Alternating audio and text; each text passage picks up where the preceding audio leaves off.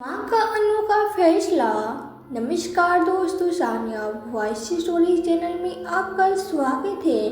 तो दोस्तों, आज की कहानी है माँ का अनोखा फैसला। दिल्ली के अशोक विहार की एक भव्य कोठी में बिमला जी अपने बेटे अजय और बहू राधा के साथ रहते थे। अजय उनका इकलौता बेटा था, उनकी उम्मीदों और सपनों का केंद्र। उनकी जिंदगी का हर फैसला अजय के इर्द गिर्द घूमता था। जब उसने राधा को अपनी पत्नी के रूप में चुना तो बिमला जी को थोड़ी हिचक जरूर हुई थी, पर बेटे की खुशी के लिए उन्होंने राधा को दिल से स्वीकार कर लिया। बाहर से देखने पर उनका परिवार एक आदर्श परिवार लगता था। अजय एक सफल व्यवसायी था, राधा एक समझदार बहू और बिमला जी एक स्नेहमयी माँ। घर के हर कोने में खुशियाँ की गूंज सुनाई देती थी। डाइनिंग टेबल पे तीनों बैठकर रात का खाना खा रहे थे। बिमला जी ने प्यार से राधा की प्लेट में सब्जी डालते हुए बोली, बेटा तुम बहुत पतली हो रही हो, लगता है अपना ध्यान नहीं रखती। राधा मुस्कुराते हुए बोली, नहीं माँ, बस आजकल भूख थोड़ी कम लगती है। जय ने तुरंत हंसते हुए कहा, अरे माँ, इसे थोड़ा और खाना दो।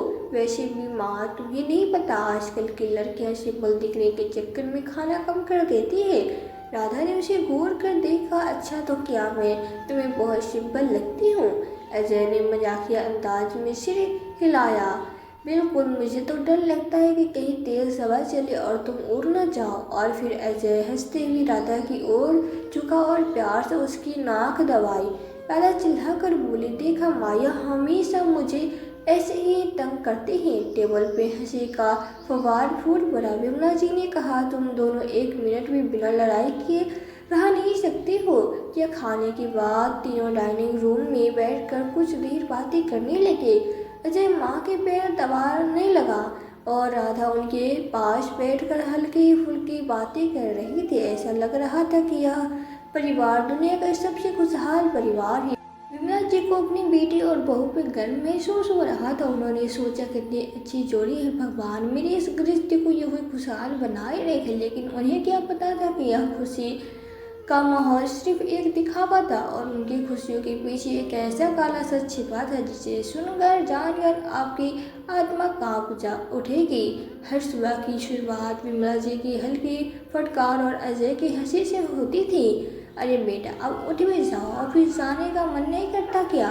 विमला जी रोज अजय को जगाने उसके कमरे तक चली जाती। अजय तकिए में मुंह छुपाकर कहता, माँ 5 मिनट। तभी राधा हंसते हुए बोली, माँ, यह 5 मिनट पूरे घंटे में बदल जाता है। कब से उठा रही हूँ और अगर आप ना आओ तो मजाल है कि अपने आप उठ भी जाए। विमला जी मुस्कुरा कर बोलती है, अच्छा राधा, अब तुम इसको छोड़ो, या अपने आप ही उठ जाएगा। तुम मेरे साथ किचन में चलो। फिर राधा अपनी सास के साथ किचन में जाकर अजय की पसंद का नाश्ता तैयार करती है, पराठे, अचार और मलाई पनीर। अजय नाश्ते की मेज पे बैठते ही चिढ़ाने वाले आवाज में बोला, माँ देखो ना, राधा ने फिर से पराठा जला दिया। राधा आंखें तरेरते हुए कहती है, अच्छा तो तुम खुद बना लो ना। अजय ने हंसते हुए कहा, अगर मैं खुद बना लूँगा तो तुम क्या करोगी? विमला जी उनकी मीठी नोक झोंक देखकर मुस्कुरा देती। उन्हें लगता कि उनका परिवार वास्तव में सुखी और खुशहाल है। ऐसे ही हल्के फुल्के पलों में उनका हर दिन गुजरता, लेकिन रात कुछ और थी। वो सुखद तस्वीर सिर्फ दिन का तक सीमित थी। जब रात होती तो सब कुछ बदल जाता। विमला जी को भनक तक नहीं लगती कि अजय और राधा के बीच क्या हुआ रहा था। रात होते ही अजय का चेहरा कठोर हो जाता, उसकी हंसी गायब हो जाती। जैसे ही घर की नौकर और उसकी माँ विमला जी सो जाती, वो अपने कमरे में जाता और दरवाजा अंदर से बंद कर लेता। दरवाजा जैसे ही बंद हुआ, राधा कांपते हुए बोली, अजय आज तो यह सब मत करो, तुम्हारी हिम्मत कैसे हुई मेरे सामने बोलने की? अजय गुस्से में बोला, हर आने वाली रात राधा के लिए एक नया डर लेकर आती थी। राधा जब शादी करके इस घर में आई थी तो उसे लगा कि उसकी जिंदगी किसी खूबसूरत सपने की तरह होगी। अजय प्यार करने वाला पति था, सास विमला जी उसे बेटी की तरह मानते थे और घर में सब कुछ ठीक लग रहा था। शुरुआती दिनों में अजय बहुत रोमांटिक था। वो हर वक्त राधा का ख्याल रखता, उसकी पसंद नापसंद पूछता और हर छोटी चीज में दिलचस्पी लेता। लेकिन कुछ महीनों बाद धीरे धीरे उसकी असली फितरत सामने आने लगी। एक रात अजय ने ऑफिस का काम खत्म कर लैपटॉप जैसे ही बेड पे रखा, तभी अचानक उसकी नज़र राधा के फ़ोन पर पड़ी। राधा उस वक्त वॉशरूम में थी। अजय के मन में एक अजीब सा ख्याल आया, देखूं तो सही राधा किससे बात करती है। वह धीरे से फ़ोन उठाकर उसकी गैलरी खोलने लगा। स्क्रॉल करते करते अचानक उसकी आंखें एक तस्वीर पर ठहर गई। राधा किसी लड़के के साथ हाथ में हाथ डाले बैठी थी। अजय का खून खोल उठा, उसका चेहरा गुस्से से लाल हो गया, उसकी सांसें तेज हो गई। यह क्या है, उसने अपने दांत खींचते हुए कहा। उसी वक्त राधा वॉशरूम से बाहर आई। उसने देखा कि अजय उसके फ़ोन को घोर रहा था। अजय क्या हुआ, राधा ने मासूमियत से पूछा। अजय ने बिना कुछ कहे फ़ोन उसकी आंखों के सामने रख दिया। यह कौन है, उसकी आवाज़ ठंडी और खतरनाक थी। राधा ने फ़ोन देखा और चौंक गई। अजय कि यह तो मेरे कॉलेज का दोस्त रोहन है। अच्छा, कॉलेज का दोस्त? अजय से हंसा। और दोस्ती इतनी गहरी थी कि तुम हाथ में हाथ डाल के बैठी थी। अजय प्लीज़, ऐसा कुछ नहीं है, वो सिर्फ एक पुरानी फ़ोटो है मेरी शादी से पहले की। राधा घबराते हुए बोली, शादी से पहले की? अजय की आंखों में गुस्से की लपट उठने लगी। तो शादी से पहले तुम किसी और के साथ थी? अजय, तुम गलत समझ रहे हो। मैं और रोहन सिर्फ अच्छे दोस्त थे, हमारे बीच कभी ऐसी कोई भी बात नहीं हुई जैसा तुम सोच रहे हो। लेकिन अजय कुछ सुनने को तैयार नहीं था। झूठ बोल रही हो, मैं सब समझता हूँ। तुम्हारी नज़र बता रही है कि तुम कुछ छिपा रही हो। अजय, मैं तुमसे कुछ नहीं छिपा रही। राधा की आंखों में आंसू आ गए। खामोश, अजय जोर से चिल्लाया और गुस्से में फ़ोन फेंक दिया। फ़ोन ज़मीन पर गिरकर टूट गया। राधा डर कर एक कदम पीछे हट गई। अजय की आंखें किसी वहशी जानवर की तरह दिख रही थी। अब मैं तुम्हें दिखाऊंगा कि झूठ बोलने की सज़ा क्या होती है। उसने राधा का झटके से पकड़ा और जबरदस्ती उसे पलंग पे धकेल दिया। उस रात पहली बार अजय ने राधा को उस डर का एहसास कराया जो उसके बाद हर रात उसकी ज़िंदगी का हिस्सा बन गया। उस दिन के बाद अजय का शक और बढ़ गया, और अगर राधा फ़ोन पर हंसकर बात करती तो अजय तुरंत पूछता, कौन है, तुम्हारा वही पुराना आशिक या कोई और? राधा अगर सोशल मीडिया पे ऑनलाइन होती तो अजय ताने मारता, क्या अब भी रोहन से बात कर रही हो? अगर वो तैयार होकर कहीं जाने की बात करते तो अजय गुस्से से कहता, शादी के बाद भी घूमने का बहुत शौक है तुम्हें, या यह तो नहीं कि तुम अपने उसी यार से मिलने जा रही हो? राधा अजय की तरफ देख बोली, अजय, तुम्हें मेरी बातों पर विश्वास क्यों नहीं होता? मैं तुमसे प्यार करती हूँ और मेरी ज़िंदगी में तुम्हारे सिवा कोई नहीं। कहते कहते राधा की आंखों में आंसू आ गए, पर उसकी बातों का कुछ असर नहीं हुआ। धीरे धीरे राधा की दुनिया बदल गई।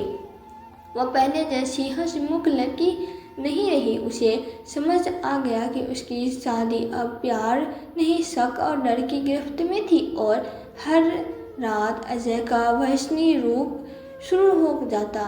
राधा की जिंदगी दो हिस्सों में बट चुकी थी। एक दिन कि जहाँ वो अपनी सास के साथ हंसती बोलती एक आदर्श बहू थी, और एक रात जहाँ उसका पति अजय उस पर बेबुनियादी शक करते उस हर पल डराता था। परंतु दिन में वो कभी अपनी तकलीफ जाहिर नहीं करती थी, बल्कि विमला जी के साथ उसका रिश्ता बहुत प्यारा था। विमला जी को अपनी बहू राधा बहुत पसंद थी। वो शुरू से ही उसे अपनी बेटी की तरह मानती थी। सुबह जब राधा पूजा करके उसके पास जाती तो वे हमेशा उसकी नज़र उतारती। आज भी जब राधा ने अपनी सास के पैर छुए और विमला जी ने प्यार से उसके सर पे हाथ रखे हुए कहा, बेटा भगवान तुम्हें हमेशा खुश रखे, आपके होते हुए मुझे कोई धूप छू भी नहीं सकता। माँ, राधा मुस्कुराते हुए बोली, चलो अब मेरे साथ किचन में चलो, तेरी सास तो तेरा साथ चाहिए।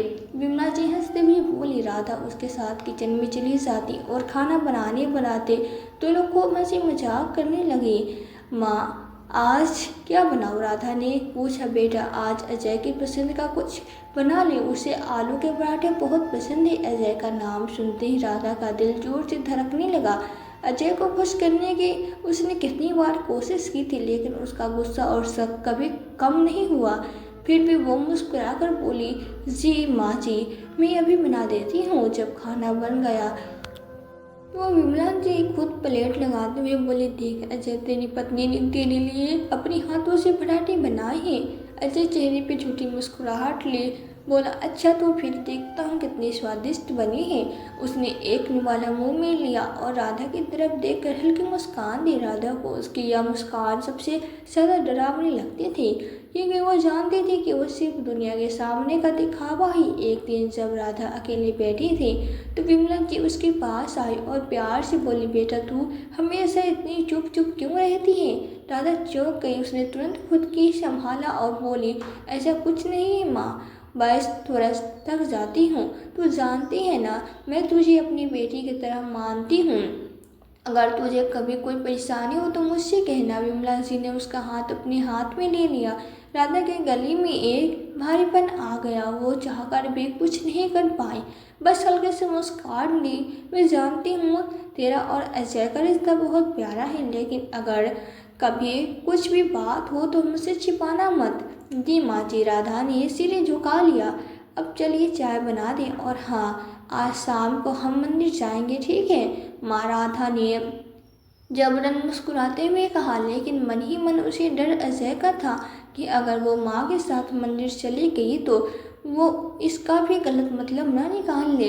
क्या राधा का दर्द कभी सामने आएगा। विमला जी को अब तक यह एहसास नहीं हुआ कि जिस बहू को वो खुश और हंसमुख समझती है, वो असल में हर रात दर्द से गुजरती है। शाम के समय विमला जी और राधा तैयार होकर मंदिर जाने के लिए निकलने लगे। विमला जी ने पूजा की थाली संभालते हुए कहा, राधा बेटा थोड़ी जल्दी चल, आरती का समय हो रहा है। जी माँ, बस 1 मिनट, राधा ने अपनी साड़ी ठीक करते हुए कहा और दरवाज़ा बंद कर दिया। अजय रोज़ देर से घर आता था, लेकिन आज न जाने क्यों वो ऑफिस से जल्दी लौट आया। जैसे ही उसने घर का दरवाज़ा खोला तो उसे अजीब सा खालीपन महसूस हुआ। कोई घर पे नहीं था। वो मन ही मन बुदबुदा। अंदर जाकर उसने देखा कि घर पूरी तरह सजा संवरा था। किचन में ताज़ा पकवान की खुशबू आ रही थी, लेकिन कोई भी नहीं दिख रहा था। उसका दिमाग तुरंत शक से भर गया। उसने राधा के बारे में सोचना शुरू किया, कहाँ गई होगी वो। गुस्से में घर के अंदर टहलने लगा। तभी उसकी नज़र बेड पे रखे राधा के फ़ोन पर पड़ी। उसने फ़ोन उठाया और तुरंत उसका लॉक खोलने की कोशिश की, लेकिन राधा ने पहले पासवर्ड बदल दिया था। अब उसका शक और बढ़ गया। वो सोचने लगा कि राधा कहीं और भी जा सकती है, लेकिन तभी उसे टेबल पर एक छोटी चिट्ठी लिखी, मैं माँ जी के साथ मंदिर जा रही हूँ, हम जल्दी वापस आ जाएंगे। अजय ने चिट्ठी पढ़ी, लेकिन उसका शक कम नहीं हुआ। अच्छा मंदिर गई है, उसने दिव्य से कहा। सच में? उसका गुस्सा धीरे धीरे बढ़ने लगा। उसने सोचा, क्या पता सच में मंदिर गई हो या कहीं और। वो सोफे पर बैठ गया और इंतज़ार करने लगा, पर उसका दिमाग चैन से बैठने नहीं दे रहा था। शक की आग उसे जलाने लगी थी। अजय का गुस्सा एक नए तूफान की ओर बढ़ा रहा था। मंदिर से लौटते समय विमला जी ने अचानक कहा, राधा तू घर जा, मुझे पड़ोस में रामनाथ जी के यहाँ कुछ काम है, मैं थोड़ी देर में आ जाऊँगी। राधा ने हल्की मुस्कान के साथ सिर हिलाया, ठीक है माँ, आप जल्दी से आ जाना। लेकिन जैसे ही अपने घर के दरवाजे पर कदम रखा, उसके शरीर में अजीब सी झुरझुरी दौड़ गई। सामने अजय बैठा था सोफे पर, एक टांग दूसरी टांग पर रखे हुए, आंखें गहरी लाल, चेहरे पे ऐसा गुस्सा जो किसी तूफान से पहले की शांति जैसा लगता था। राधा का दिल जोर से धड़कने लगा। अजय तुम आज जल्दी आ गए हैं, उसने हकलाते हुए पूछा। अजय ने धीरे धीरे उसकी तरफ देखा। उसकी आंखें इतनी ठंड और खतरनाक थी कि राधा को ऐसा लगा जैसे वो अपनी आत्मा तक देख रहा थी। फिर उसने एक लंबी सांस ली और हल्की मुस्कान के साथ बोली, हाँ जल्दी आ गया, कोई दिक्कत है। राधा ने सिर हिला दिया। नहीं। अजय अचानक खड़ा हुआ। अच्छा तो फिर इतनी घबराई हुई क्यों हो। राधा ने अपने हाथों को कसकर पकड़ लिया ताकि उसकी उंगलियां कांपना बंद कर दे। ऐसा कुछ नहीं है, बस अचानक तुम्हें देखकर चौंक गई। अजय उसकी तरफ धीरे धीरे कदम बढ़ाने लगा। उसके हर कदम के साथ साथ राधा डर बढ़ता जा रहा था। अच्छा तो बता, मंदिर में क्या माँ के साथ ही गई थी। राधा ने तुरंत सिर हिलाया। हाँ माँ के साथ ही गई थी, फिर अकेले क्यों आई। माँ रामनाथ अंकल के घर चली गई। अजय ने संदेह से उसकी आंखों में देखा। सच। हाँ अजय ने एक पल के लिए उसे घूरा, फिर अचानक उसका हाथ पकड़े कस कर दबा दिया।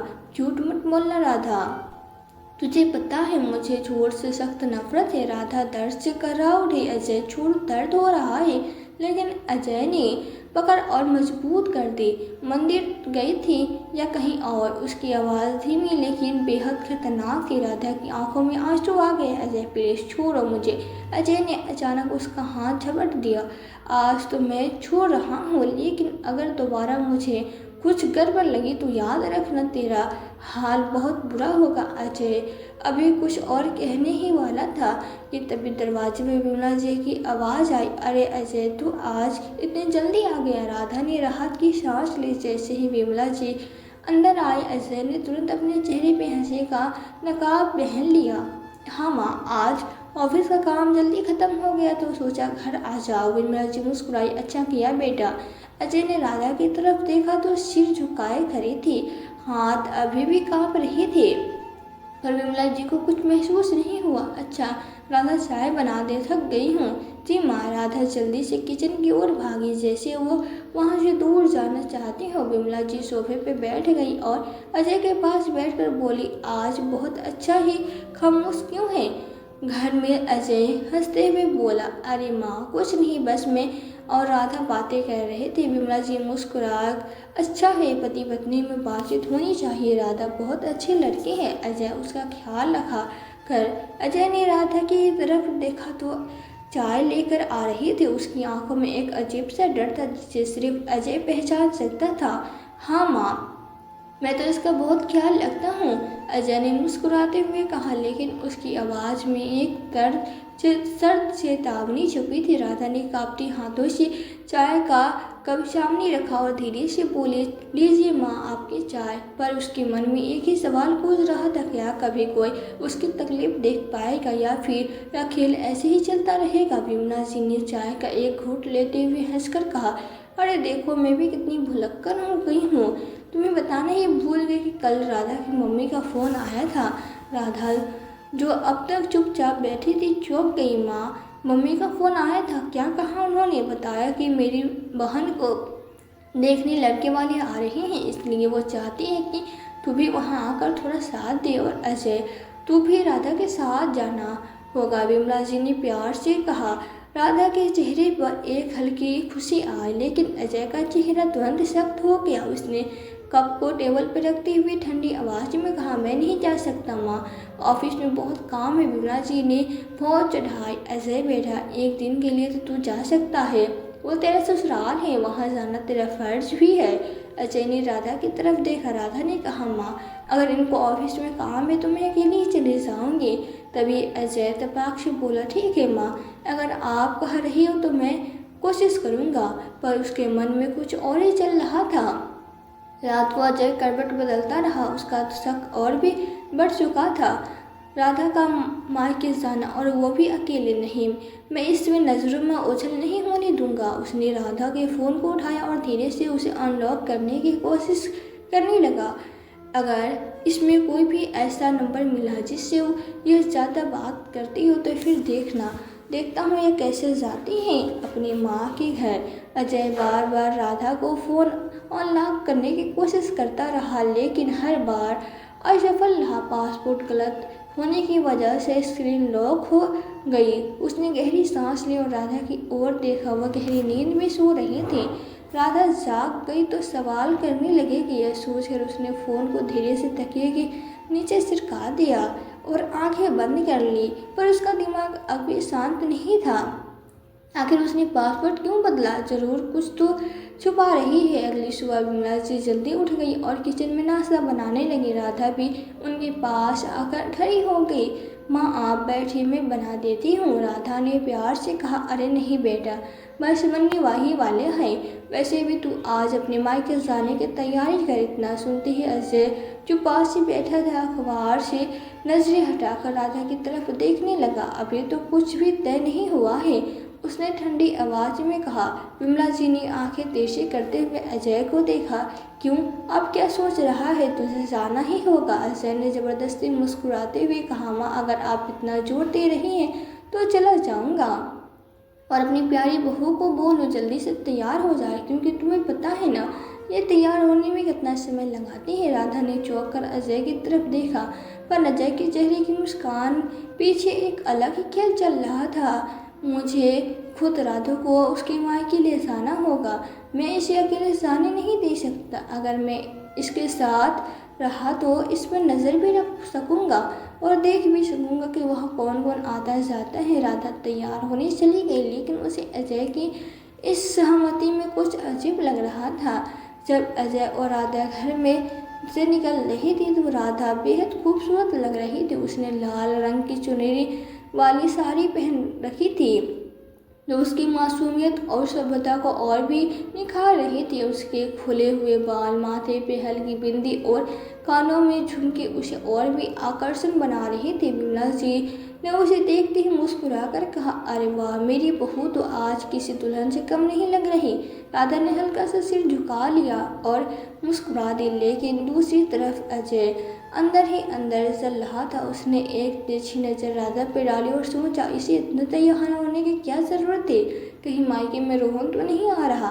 पर कुछ सोचकर उसने गाड़ी का दरवाज़ा खोला और राधा को बैठने का इशारा किया।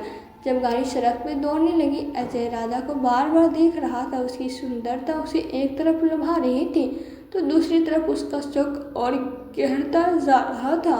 वो राधा को देख धीरे से बोला, राधा, तुम्हें देख तो लगता है लड़के वाले तुम्हारी बहन को नहीं, तुम्हें ही देखने आ रहे हो। अजय की बात सुनकर राधा कुछ नहीं बोली, उसने चुप रहना ही सही समझा। अजय गाड़ी को तेज रफ्तार से चला रहा था, दोनों के बीच गहरी खामोशी थी, लेकिन उसके मन में विचारों का तूफान मचा हुआ था। लगभग 2 घंटे बाद गाड़ी आगरा में राधा के मायके के सामने आकर रुकी। राधा ने गाड़ी से उतरते हुए अपने घर की ओर देखा। दरवाजे पर उसकी माँ रचना जी और उसके पापा किशोर जी खड़े थे। राधा को देखते ही रचना जी ने मुस्कुराते हुए कहा, अच्छा हुआ तुम दोनों आ गए, पूजा को भी अच्छा लगेगा। अजय रचना जी और किशोर जी के पैर छूते हुए बोला, माँ अब पापा पूजा को देखने लड़के वाले आ रहे हैं, तो भला ऐसे कैसे हो सकता है कि राधा यहाँ ना आए। और रही बात मेरी, तो मैं तो इस घर को अपना ससुराल नहीं बल्कि अपना घर मानता हूँ। यह कहते हुए अजय जोर से हंस दिया। उसकी बातों में आत्मीयता झलक रही थी। रचना जी और किशोर जी यह सुनकर बहुत खुश हुए। उन्हें लग रहा था कि उनका दामाद अजय सच में हीरा है।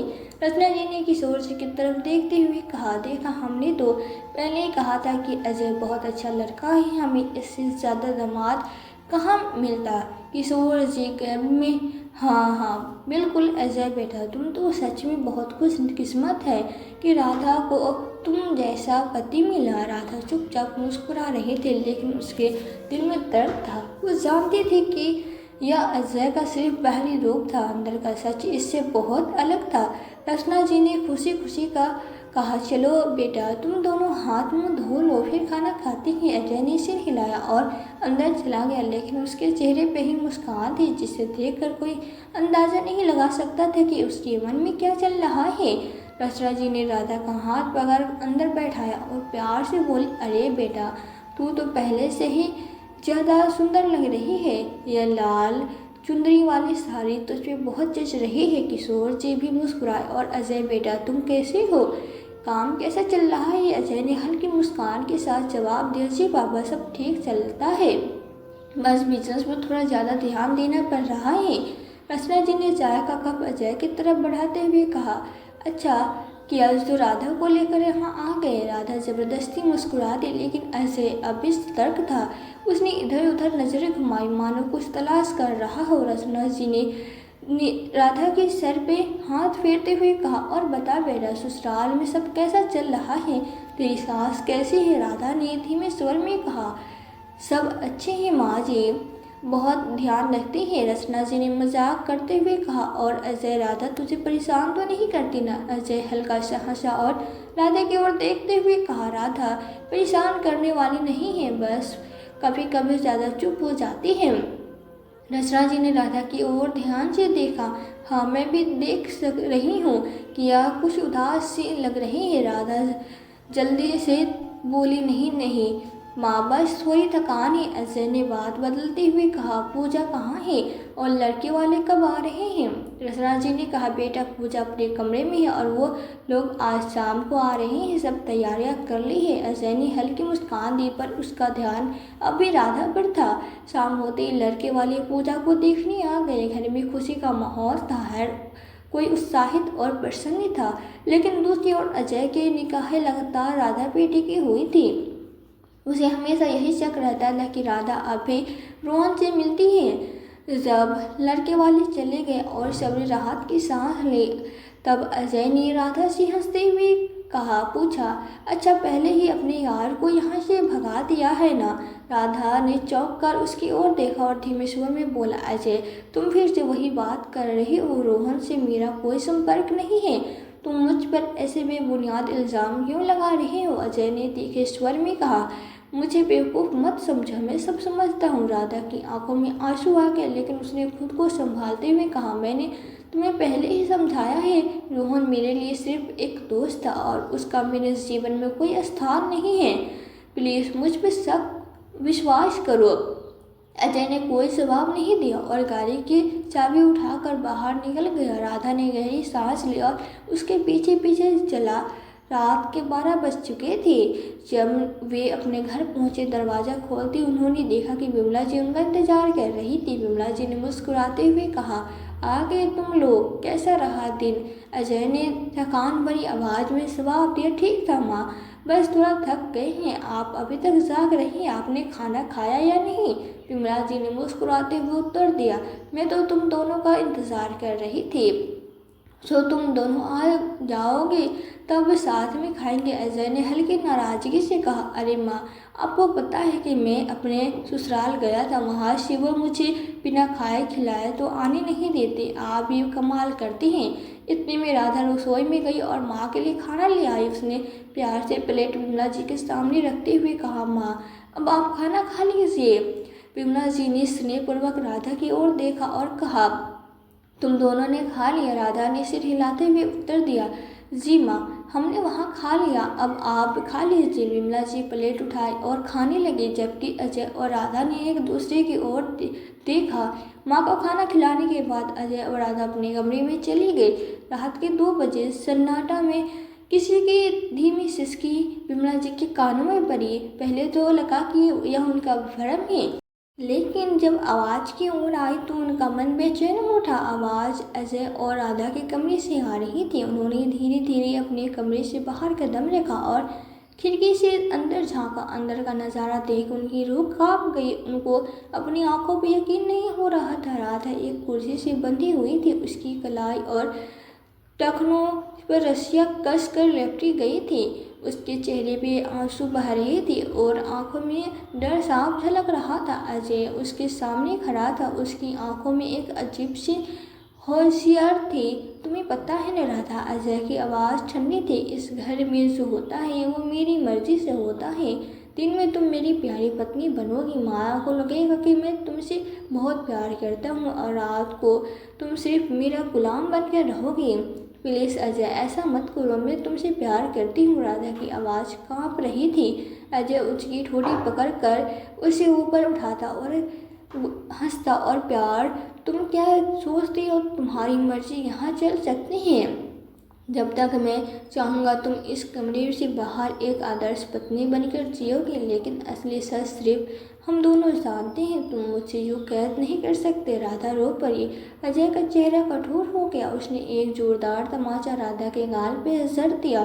चुप कर, मैं कहूँ तभी बोलोगी। बाहर खड़ी विमला जी के पैरों तले जमीन खिसक गई। उसकी आंखों में आंसू आ गए। यह उनका वही बेटा था जिसे उन्होंने संस्कार दिए थे, जो माँ के सामने अपनी पत्नी को प्यार करने का दिखावा करता था, पर असल में वो ऐसा इंसान था। उनका दिल दर्द से भर गया। वह कई पलों तक वहीं खड़ी रही, लेकिन अब उसके अंदर का डर गुस्से में बदल चुका था। उन्होंने अपनी बेटे की परवरिश में कोई कमी नहीं छोड़ी थी, लेकिन वो एक राक्षस बन चुका था। अब उनके सामने 2 रास्ते थे, या तो वे चुपचाप वापस जाकर इस सच को अनदेखा कर दे और अपने बेटे के लिए अंधी बने रहे, या फिर अपनी बहू के लिए खड़ी होकर इस अन्याय को रोके। उन्होंने अपना फैसला कर लिया। उन्होंने तेजी से कमरे के दरवाजे को धक्का दिया और अंदर चली गई। अजय और राधा दोनों चौंक गए। माँ, अजय ने घबरा कर कहा। विमला जी की आंखों में गुस्सा और दर्द दोनों थे। उन्होंने सीधे जाकर राधा की सिसकियाँ खोली और उसे गले से लगा लिया। राधा सुबह होते हुए उनके सीने से लग गई। फिर उन्हें अजय की तरफ देखा। उनकी आवाज़ कांप उठ रही थी लेकिन उसने दर्द थी। मैंने तुझे इंसान बनाया था, पर तू तो राक्षस निकला। जिस औरत ने अपना सब कुछ छोड़कर तुझ पे भरोसा किया, तुझे अपना पति माना, तो उसी के साथ यह सब कर रहा है। माँ, आप समझती नहीं रही, यह मेरा और राधा का मामला है। अजय ने तड़प कर कहा। चुप कर, ऐसा बोल। विमला जी ने अपने बेटे अजय को पहली बार एक जोरदार थप्पड़ जड़ दिया। अजय हक्का बक्का रह गया। अब मैं चुप नहीं रहूंगी। मैं अपनी बहू को इस जहन्नुम में नहीं रहने दूंगी। सुबह होते ही सबसे पहले राधा को उसके मायके भेजूंगी। माँ, आप ऐसा नहीं कर सकती, अजय चिल्लाया। मैं करूंगी अजय, क्योंकि अब मेरी आंखें खुल गई। अब मैं माँ से पहले एक औरत हूँ। सुबह होते ही विमला जी ने गहरी सांस लेते हुए कहा, राधा, अब तुम्हारे यहाँ से जाना ही ठीक रहेगा, क्योंकि इस शक का कोई इलाज नहीं होता और मैं नहीं चाहती कि अजय तुम्हें और तकलीफ दे। लेकिन एक बात समझ नहीं आती, तूने यह सब अब तक क्यों सहा? मुझे पहले बताया क्यों नहीं? राधा की आंखों में आंसू भर आए। उसने धीमी आवाज़ में उत्तर दिया, माँ, मैंने सोचा था कि समय के साथ अजय का शक दूर हो जाएगा और वो भी फिर से पहले जैसा बन जाएगा। मैं आपको दुखी नहीं करना चाहती थी, इसलिए कुछ नहीं कहा। विमला जी ने राधा के आंसू पोंछते हुए कहा, बेटा, रिश्तों में संवाद और विश्वास सबसे महत्वपूर्ण होते हैं। अगर हम अपने दर्द को साझा नहीं करेंगे तो सावधान कैसे मिलेगा? मुझे अफसोस है कि मैं तुम्हारी तकलीफ पहले नहीं समझ पाई। राधा ने विमला जी का हाथ थामते हुए कहा, माँ, आप हमेशा मेरे लिए माँ जैसी रही हैं। मैं आपके इस निर्णय का सम्मान करती हूँ। विमला जी ने उसे गले लगाते हुए कहा, बेटा, यह घर हमेशा तुम्हारा है। जब भी तुम्हें लगे तुम वापस आ सकती हो। मैं तुम्हारे साथ हूँ। राधा ने अपना सामान की तैयारी की और अपनी मायके जाने के लिए तैयार हो गई। जाते समय उसने विमला जी से कहा, मैं अपनी उम्मीद करती हूँ कि यह दूरी हमारे रिश्ते में सुधार लाएगी। कृपया अपना ख्याल रखें। विमला जी ने मुस्कुराते हुए कहा, तुम भी अपना ध्यान रखना बेटा, और याद रखना यह घर तुम्हारा है हमेशा। राधा ने विदा ली और अपनी मायके चली गई, दिल में उम्मीद और लाखों आंखों में आंसू ले। और दूसरी तरफ अजय उसको जाते हुए सिर्फ देखता रहा, क्योंकि अजय की अपनी माँ के सामने एक डर चली। राधा के मायके जाने के बाद अजय के मन में एक अजीब सा खालीपन आ गया और मन ही मन बेचैन हुए अक्सर घेर लेती थी। घर की रौनक जैसे कहीं खो गई थी। विमला जी ने अजय को समझाने की बहुत कोशिश की, लेकिन वो सब कुछ सुनने के बाद भी अक्सर चुप रहता। राधा को अब मायके गए 6 महीने हो चुके थे। अजय अपने काम में व्यस्त रहने की कोशिश करने लगा। एक दिन वो मेट्रो में गुड़गांव जा रहा था। भीड़ वाली मेट्रो में उसकी नज़र अचानक एक परिचित चेहरे पर पड़ी।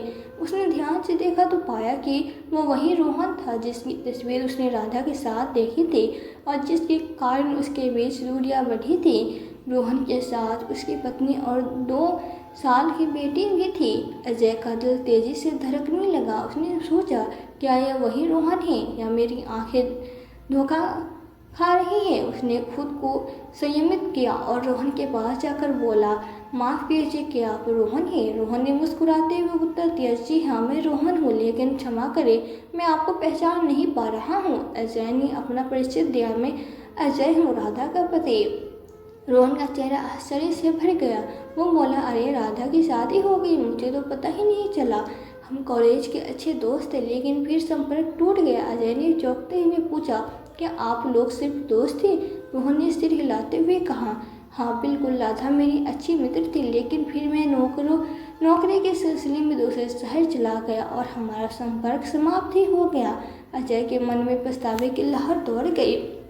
उसने सोचा, मैंने बिना सोचे समझे राधा पर शक किया और हमारे रिश्ते को नुकसान पहुंचाया। स्टेशन आने वाला था। रोहन ने मुस्कुराते हुए कहा, आपसे मिलकर बहुत खुशी हुई अजय। यह कहकर वह अपनी पत्नी और बेटी के साथ मेट्रो से उतर गया। अजय उसे जाते हुए देखता रह गया। उसके मन में अतीत कोई बातें घूमने लगी। रोहन से मेट्रो में मुलाकात के बाद अजय ने घर पहुंचकर अपनी माँ विमला जी को सारी सच्चाई बताई।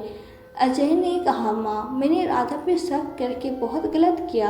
अगर रोहन नहीं मिलता तो मुझे अपनी गलती का कभी एहसास नहीं होता। विमला जी गहरी सांस लेते हुए बोली, बेटा, इंसान से गलती हो सकती है लेकिन उसे सुधारना महत्वपूर्ण है। तुम्हें राधा और उसके परिवार से माफ़ी मांगना चाहिए। अजय ने सहमति में सिर हिलाया। अगले दिन अजय और विमला जी दोनों राधा के मायके पहुंचे। अजय ने विनम्रता से कहा, माँ, पापा, मुझे आपसे और राधा से बात करनी है। राधा के पिता ने गंभीरता से कहा, अंदर आओ, बैठकर बात करते हैं। तभी अंदर जाकर बैठक में बैठ गए। अजय ने अपनी गलती से स्वीकार करते हुए कहा, मैंने राधा पर शक करके बहुत बड़ी भूल की है, मुझे माफ़ कर दीजिए। राधा की माँ ने कहा, सबसे बड़ी बात है कि तुम्हें अपनी गलती का एहसास हो गया है। विमला जी ने राधा से कहा, बेटा, चलो अपने घर वापस चलो, तुम्हारे बिना हमारा घर अधूरा है। अजय ने भी आंसू भरी आंखों में माफ़ी मांगी। राधा, मुझे माफ़ कर दो, मैंने तुम्हें बेवजह तकलीफ़ दी, अब ऐसे कभी नहीं होगा। राधा ने, जो इस दिन का इंतज़ार कर रही थी, उसने अजय को माफ़ कर दिया। फिर अपनी सास के पैर चिबार अपने ससुराल वापस लौट आई, जहाँ उसने और अजय ने अपने नए रिश्ते को नए सिरे से शुरू करने का संकल्प लिया। दोस्तों, शक एक ऐसी भावना है जिसके कोई उपचार नहीं है। यह संबंधों के बीच को कमज़ोर कर सकता है और परिवारों को बर्बाद कर सकता है। अजय और राधा की कहानी में अजय के मन में उत्पन्न शक ने उसके रिश्ते में दरार पैदा कर दी। हालांकि सौभाग्य से सत्य समय पर उजागर हो गया, जिससे अजय को अपनी गलती का एहसास हुआ और उसने अपने व्यवहार में सुधार किया। तो दोस्तों, यह थी हमारी आज की कहानी आपको कैसी लगी हमें कमेंट बॉक्स में कमेंट करके ज़रूर बताएं। यदि वीडियो आपको अच्छी लगी हो तो वीडियो को लाइक और चैनल को सब्सक्राइब ज़रूर करें। तो मिलते हैं नई वीडियो में नई कहानी के साथ। कहानी को अंत तक देखने के लिए आपका दिल से बहुत बहुत धन्यवाद।